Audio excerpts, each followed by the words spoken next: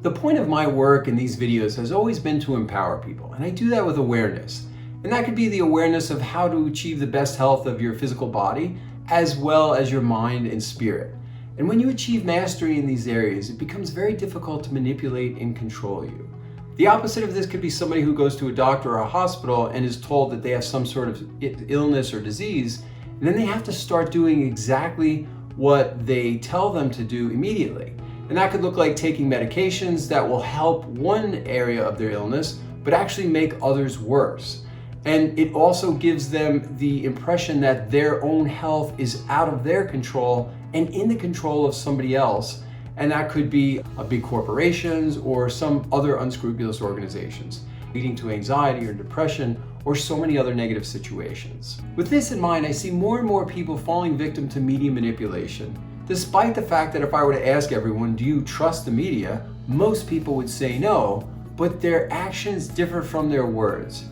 Now, to ask you a couple of other questions that are causing baseline anxiety right now. First is, do you trust Big Pharma and our medical system?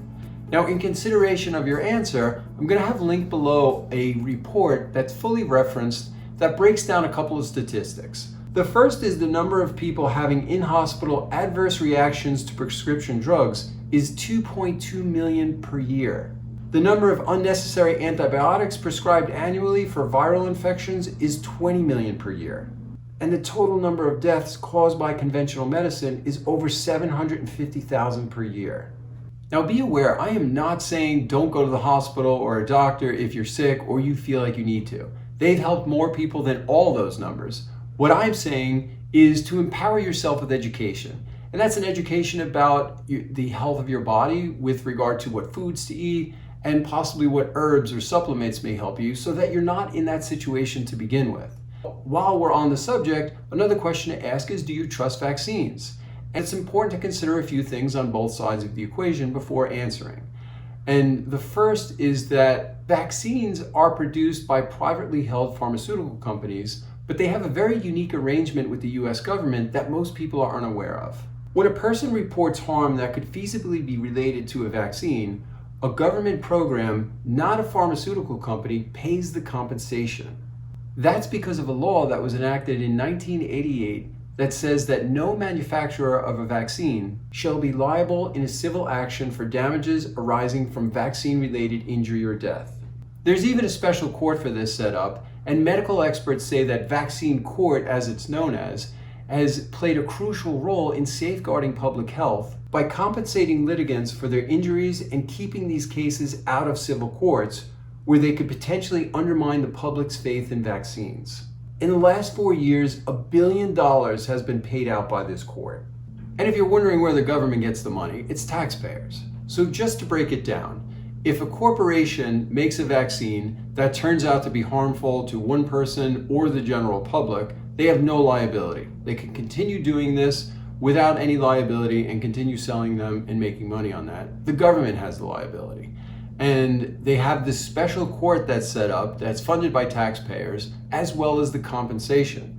Now, if that sounds weird to you, before you go jump to conclusions, let's look at the other side. If you are for vaccines, like Dr. William Schaffner, a professor of preventive medicine at Vanderbilt University, says that the creation of the National Vaccine Injury Compensation Program has saved the vaccine industry in the US because it's created a liability shield for pharmaceutical companies. And the reason this is important because during the 70s and 80s, pharmaceutical companies were withdrawing from making vaccines. And the reason why is because litigation from lawsuits like the DDP vaccination were on the rise from $10 million to $46 million because of the side effects. Now, this obviously makes for a very unappealing business proposition. And the co-founder and president of the National Vaccine Information Center says that this has turned into a stockholder's dream, but a consumer's worst nightmare. One example of why is because this has helped to effectively double the doses and amount of vaccines for children before the age of 6. I just want to make a point of something few people are aware of, because they say if these cases took place in a typical court, they would lead to harm out of fear that the information would dissuade people from getting vaccines. Now, I'm not saying you should support vaccines or not. That's a whole different video pointing out whatever benefits there are versus the risks. And that would have to include a bunch of different experts and their hypothesis on whether or not this is right for everyone.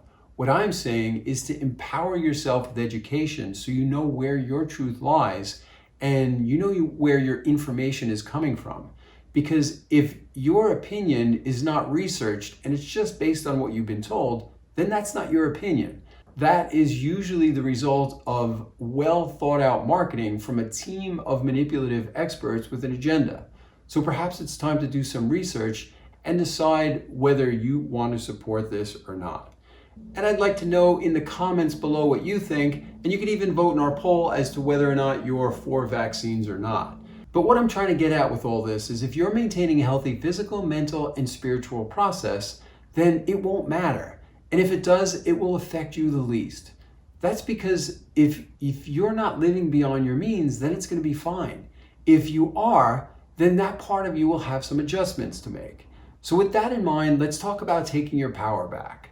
And that happens with education. To start with, regarding your physical health, that begins with confidence in your immunity. And then knowing that no matter what your situation is, you can find a natural way to heal yourself. And in our modern world, which is known as the information age, that's easier than it's ever been before.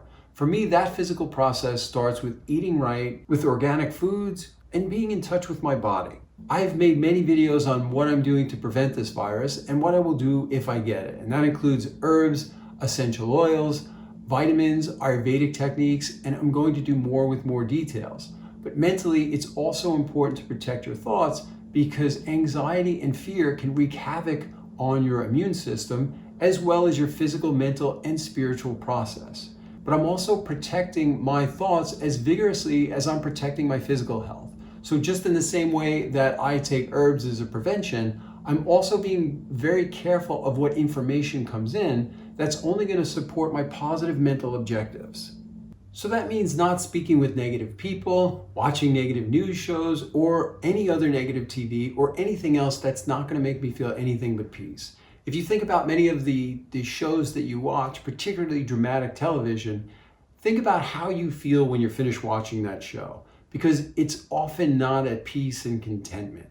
And spiritually, I follow my objectives of gratitude and my spiritual path, which is learning as much as I can from the many amazing teachers that I've had and passing on that information as well. You have an opportunity here to emerge during this crisis as a different person, physically, mentally, and spiritually. So stop waiting around for a vaccine to come and get your health in order so you don't have to have the same worry and anxiety in the next health crisis that you had in this one. If you think about the 3 questions that I asked you, does your actions match your answer? The more education you have about your own health, the more in control you are in. And the objectives of health are a moving target and they're long term, just like all of the objectives and your desires in your life. You don't want the same things now that you wanted 10 years ago, but many people are still pursuing the same things and in a job that is spiraling them more and more into regret. Unfortunately, most people need something drastic in order to make great change. And that's usually a divorce, a heart attack, cancer, or some other disease. And this could be all those things combined into one.